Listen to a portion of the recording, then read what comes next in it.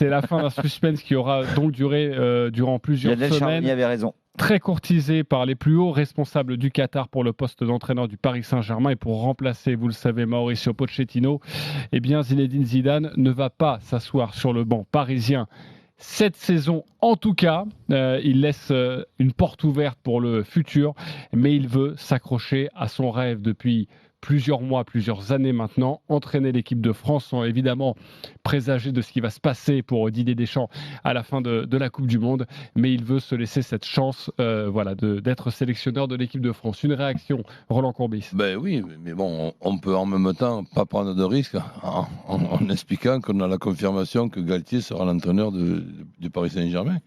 Et ensuite, pour ce qui est de la réflexion de Zizou, je pense que peut-être, un truc qu'on n'est pas au courant aujourd'hui, c'est que ça lui aura été peut-être promis en pensant que le cycle Didier Deschamps, quel que soit le résultat au Qatar, mais ça se terminera après une dizaine d'années, ce qui est énorme pour un sélectionneur. Oui, Noël Le Graët qui était en conférence de presse hier, qui n'a pas voulu parler de la prolongation de Didier Deschamps en disant non mais on verra tout ça bien plus tard.